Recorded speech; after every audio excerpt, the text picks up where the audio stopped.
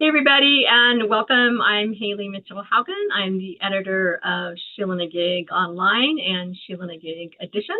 And tonight we have gathered to celebrate the new book by Robert Fillman called Melting Point, and that's from Broadstone Books. So we're here to celebrate him. And we also have a few readers from Sheila-Na-Gig Online. 5 readers tonight celebrating our summer 2025 issue. So thanks for joining in, and got a great evening ahead for you. So Rob, I first met Rob when he submitted to Sheila-Na-Gig in winter 2021. It was his first submission to us. And we've published Rob in 4 other issues since then, including our summer 2023 issue where we gave him our Editor's Choice Award. So clearly we love you, and we're always happy to support your work. So happy to celebrate this new book with you. I'm going to go ahead and read a little bit about Rob's new book and give you a little bio on him, and then he'll be doing our reading for us. Okay? So this is from Broadstone Books called The Melting Point. Okay? And here we go.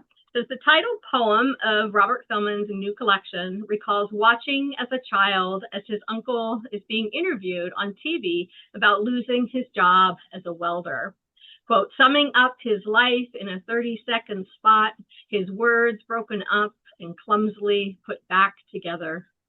This signals much of what is examined here, the metaphor of melting as an act of both of binding and of coming apart, the portrayal of working class life often absent in poetry, and the inadequacy of language to convey the fullness of existence.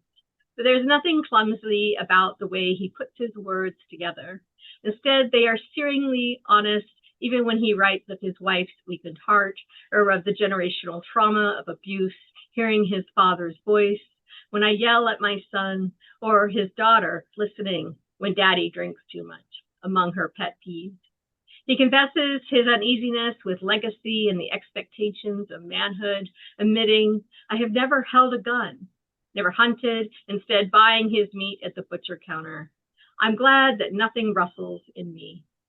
Even if not bloodlust, quite a lot rustles in Fillman's verse, and we feel it throughout these pages. So I didn't write that. That's on the back of his book. It just gives us a sense of some of his themes that he's working with there.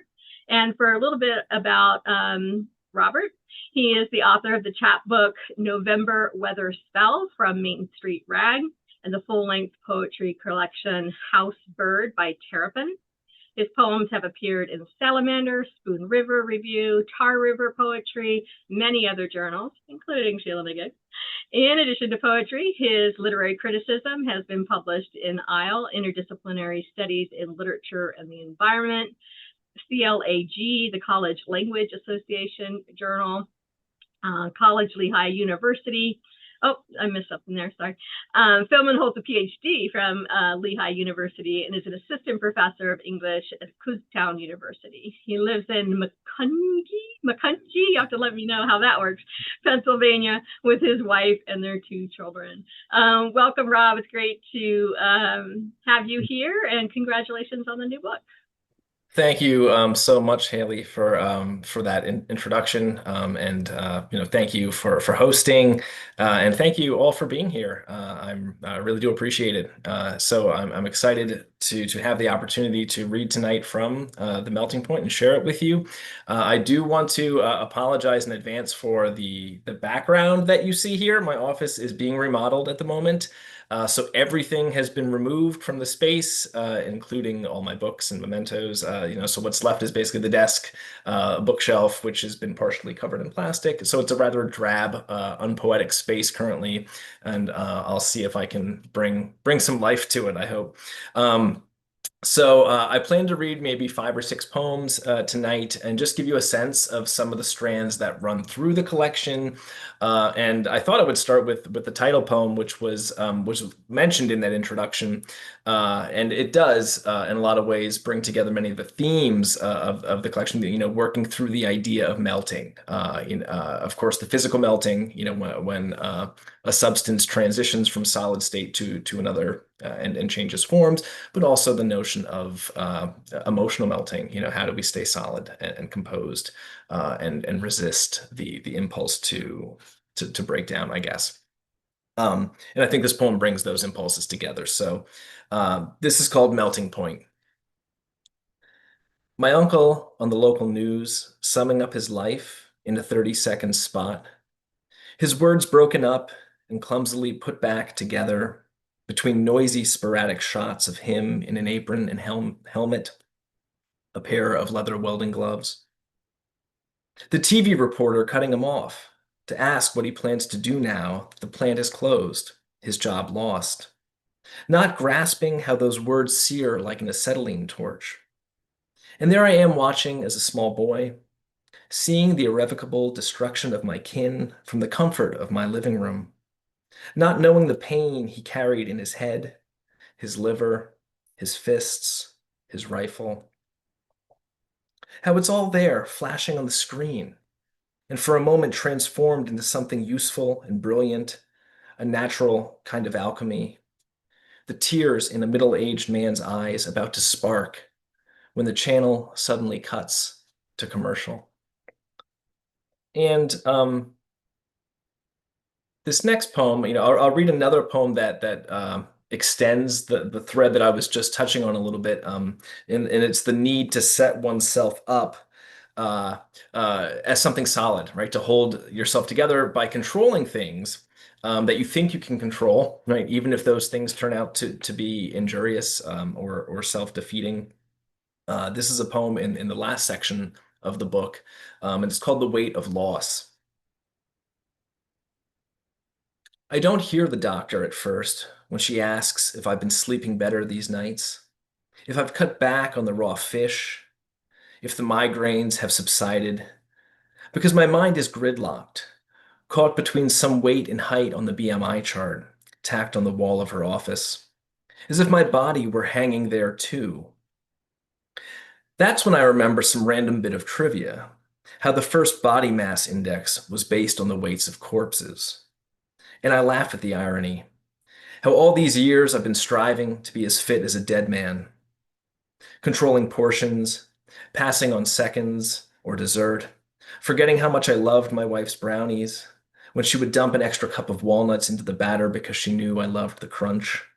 When we'd clear dishes together, clean up our kitchen messes, those memories so near, I try to close my eyes around them, savor my daily allowance of loss as I try to get back those years before that disappearing trick, before I became a walking cadaver. I'm snapped back into reality when the doctor presses the stethoscope against my skin, tells me to breathe, as though I haven't been.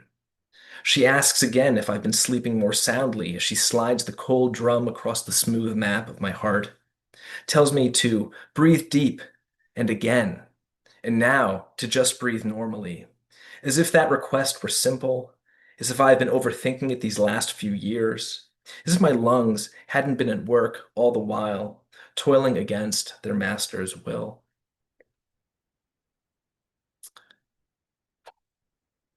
And I feel like it's only fitting that I read a few of the poems from the collection that have appeared in Sheila-Na-Gig online, because that's where they first found life. And I want to thank Haley again for her continued support of my work. Um, and this is one that's in the first section of the book. It's called On the Time I Got Myself Pinned Beneath Our TV. What I remember is the weight, the warmth of the plastic held tight in my arms, how the glass felt smooth against my skin, the light of the screen still flashing cartoons as I labored to breathe beneath our 40-inch Magnavox, the strain on my chest, my family's laughter from the kitchen over the single front speaker's low hush of volume, the fear they wouldn't find me in time, that I'd be punished if they did, the tingling in my limbs when mom and dad finally lifted the set off me, how I was too embarrassed to tell them what I'd been after all along was a hug. And that poem's it's based as much poetry as, on a childhood reality. I really did almost crush myself trying to hug the television set. And I just think that speaks a little bit to how a child's mind works, when you're young and you're just trying to make sense of the world. Um, the next poem that I want to read also appeared in Sheila-Na-Gig online, and it's only really tangentially related to the last one, and incidentally, the title of this poem is also the first line of the poem, and a lot of the poems in this collection do that. And so this is called on a Tuesday, my son and I are screaming. And so I'll read that line again and then just go right into the poem. On a Tuesday, my son and I are screaming down Splash Mountain at Disney, 1,200 miles removed from another mass shooting. This one at an elementary school in Texas, though we don't know about it yet. Ours are screams of laughter, water spraying in our faces, which shields us from the midday sun as our flume steers around minor dangers, bumps the edges of darkened tunnels, past whimsical vignettes of cartoon animals, the kind you might spy in a fourth grade classroom. We are powerless, unable to exit, our stomachs turning with each unexpected drop. But we chose this terror, and it shows in the ride photograph. My son's eyes closed, his arms waving in the air, a boy just looking happy to be alive.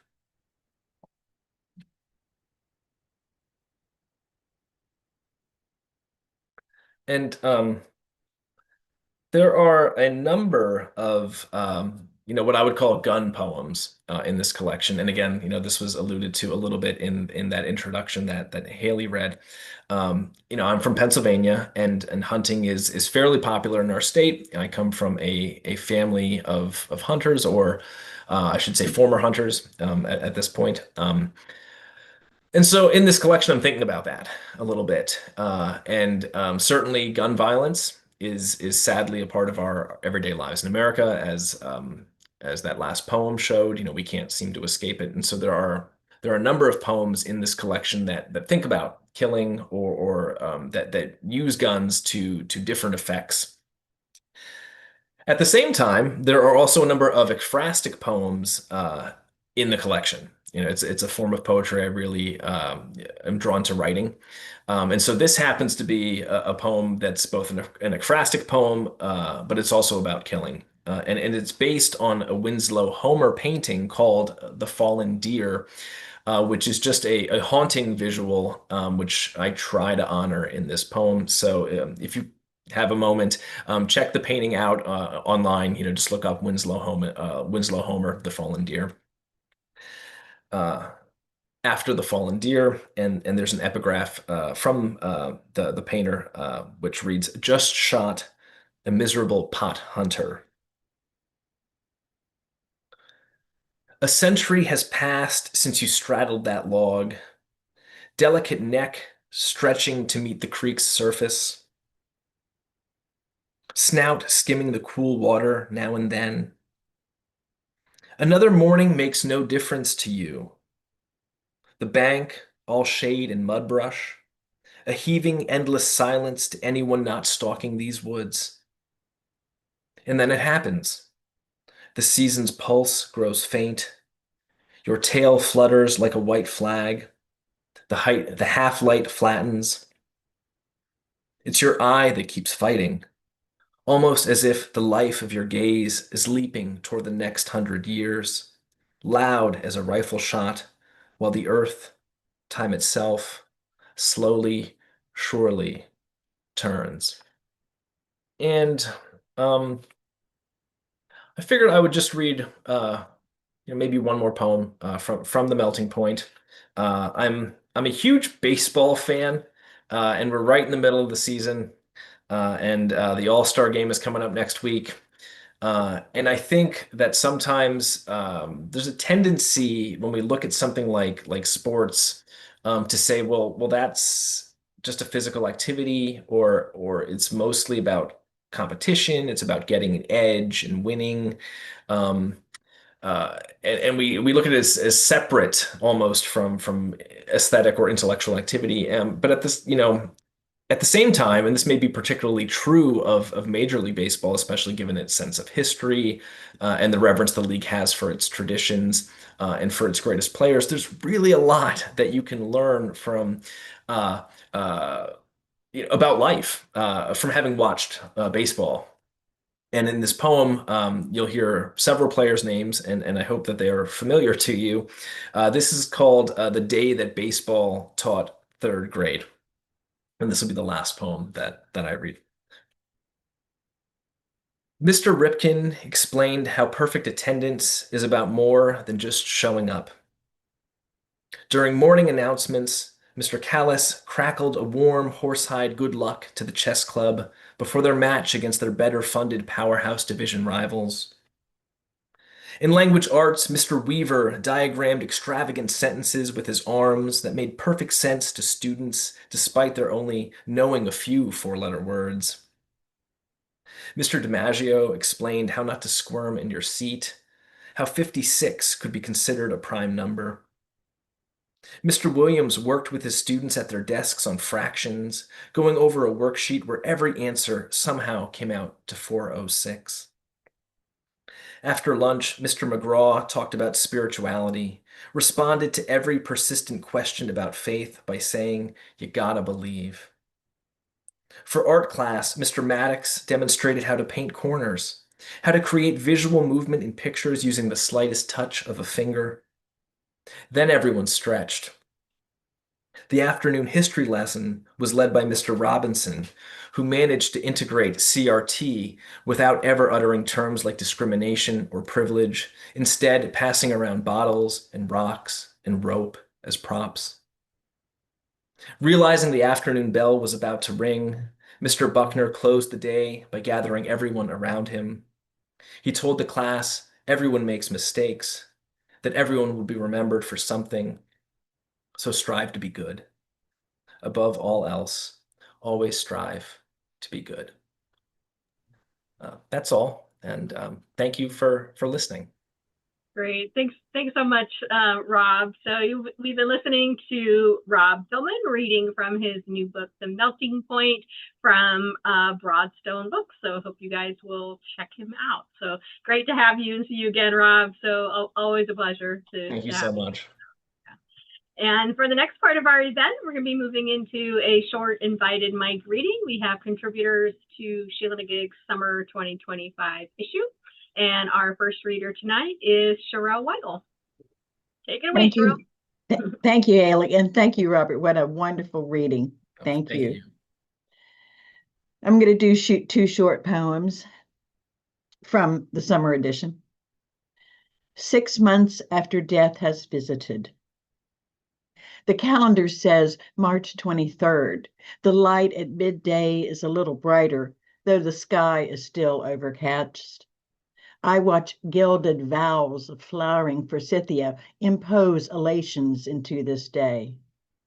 I look at my grandson who holds the loss of his infant, know he has become more human than most of us can muster. On my kitchen counter, I view a pot of pink hyacinths, a surprise gift, and I am staggered that I wish to see it bloom again.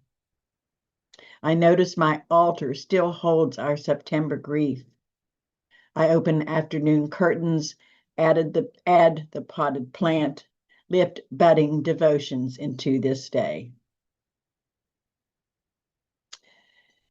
And my next poem, thank you, for a friend of mine. Sometimes in spring, for Susan. There are days too magnificent for words, trees sacred in full blossom, brilliant skies writing ancient languages across the ethers.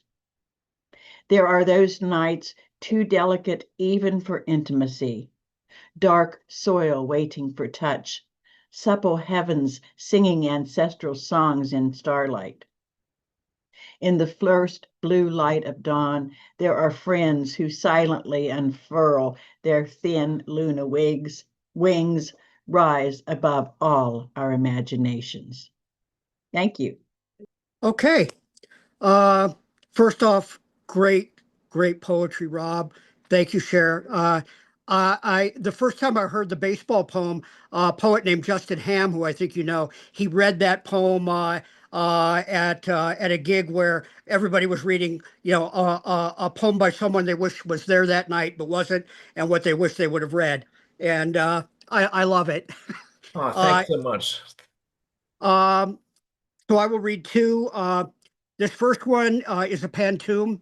It's called Her Singing Bowl, and it's after an essay by a writer, poet, friend of mine, Beverly Cartwright. Her essay was called The Singing Bowl. So pantoum. I remember a trip to Richmond when we visited the Buddhist Center. Richmond had been our home. Now it was only yours. George was already slipping then when we visited the Buddhist Center. After hours, we just looked through windows. George was already slipping then, even as he sat in your stories. After hours, we just looked through the windows. I'm not sure when this was. You were the historian, even as he sat in your stories, a boy who had once climbed into trees. I'm not sure when this was. You were the historian. You were telling me about your growing meditation practice and a boy who once climbed into trees and later rooms he couldn't leave. You were telling me about your growing meditation practice. I listened, though not well enough, and later rooms he couldn't leave. We said addiction, but we meant grief. I listened, though not well enough. Now you write about that summer Sunday. We said addiction, but we meant grief.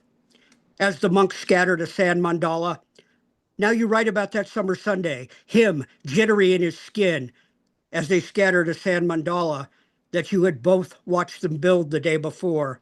Him jittery in his skin, you willing your breath to slow, that you had both watched them build the day before, the colored dust of impermanence.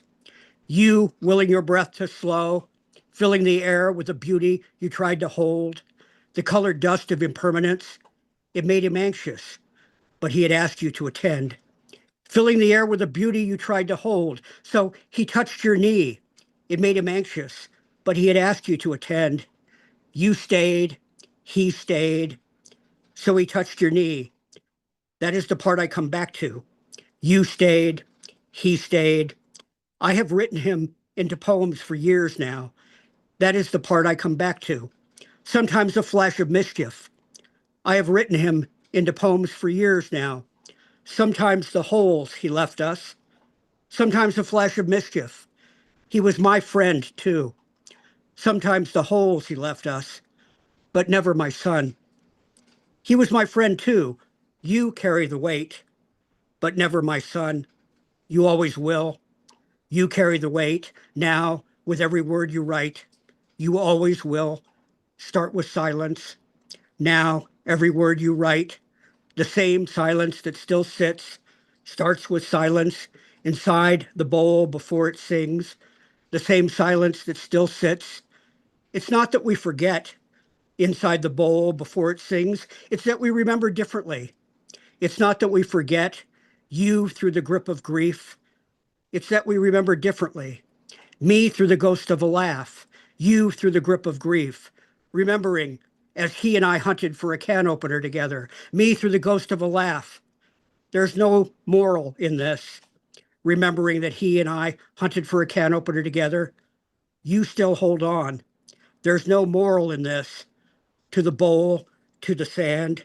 You hold on to him, to the bowl, to the sand, still warm in the memory of your lap. To him, Richmond had been our home.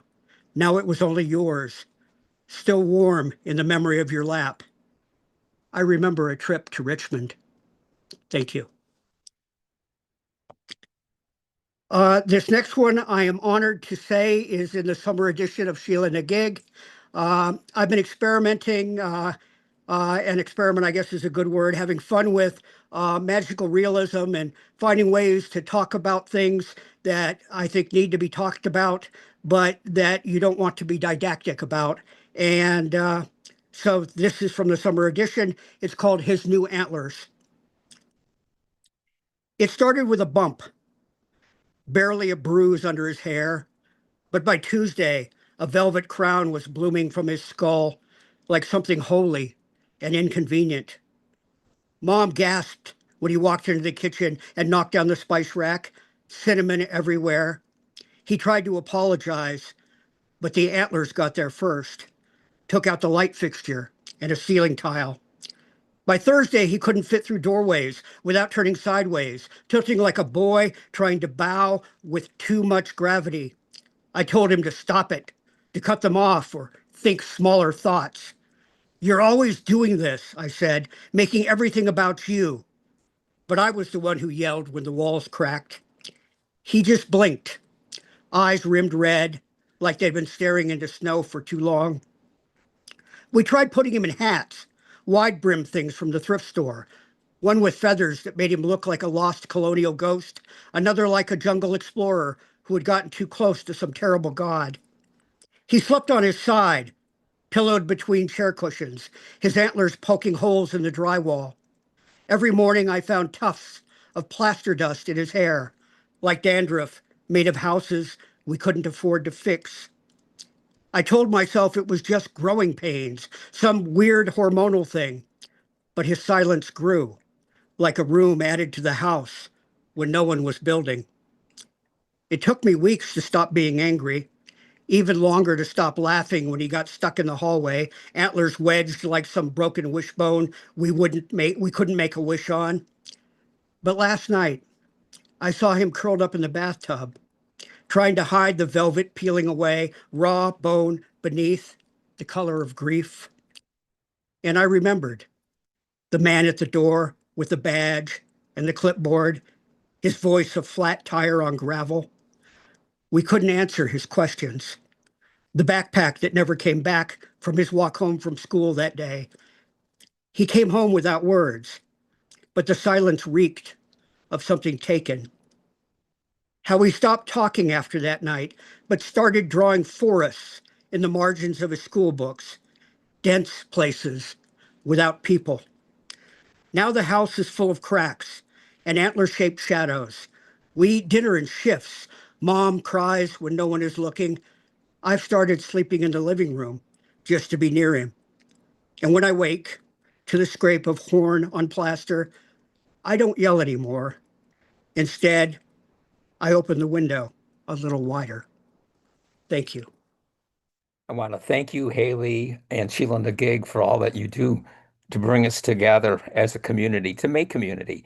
And this is my third time reading, and it's always something that I look forward to and I always enjoy. And it seems like I meet new friends, make new friends from this event. My name is Frank. I'm from Urbana, Illinois. My first poem tonight, just published in the summer edition of Sheila-Na-Gig. Uh, Regrets. I waited years for my arms and legs to stretch, my muscles and sinews to bulk up, because I wanted to imitate the tall, gangly athletes who effortlessly dunked basketballs, who lofted baseballs over ball field fences, who hand-palmed doorways as they loomed over me. Only my poems grew, the words and stanzas sprouting like wildly promiscuous weeds from the pages of my notebooks.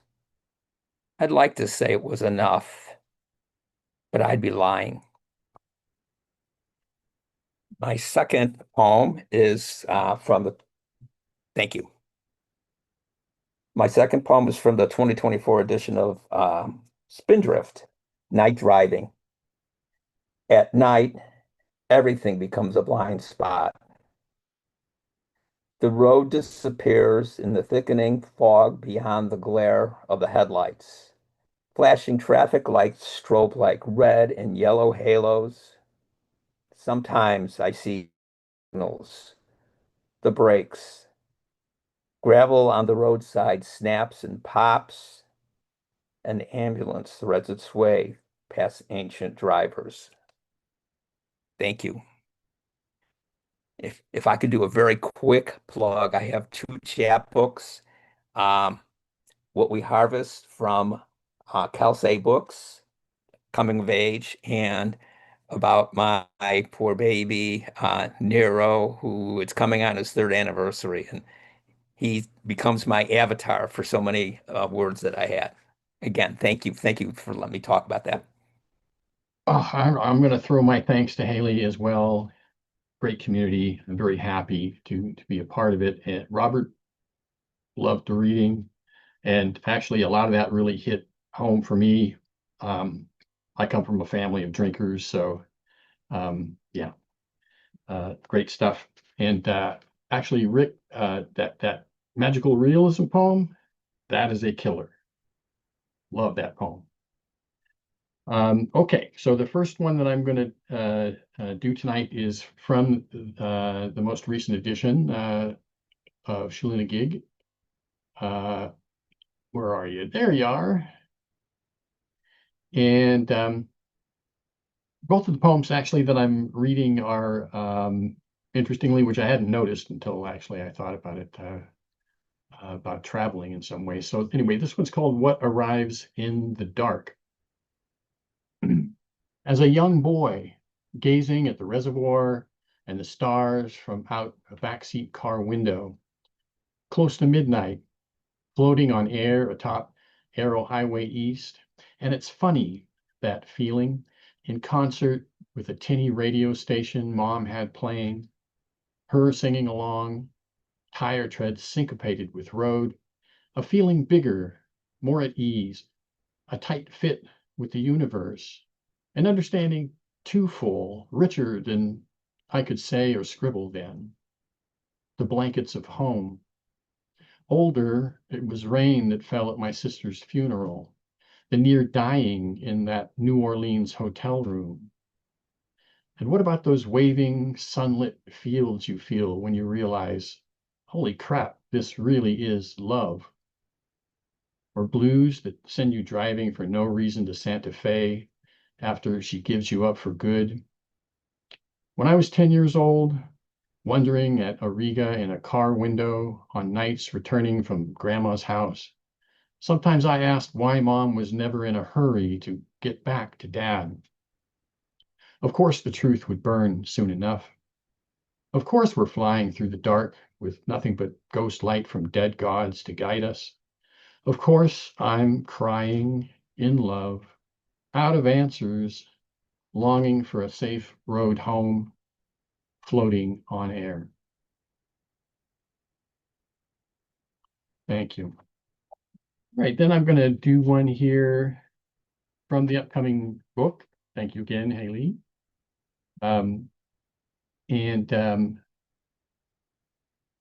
This one is entitled Forgive Us All. Split lip from falling over a footstool with 3 fingers of Johnny Walker and a crystal rocks glass I bought on Amazon Blue Christmas Eve. Got cleaned up by lunch.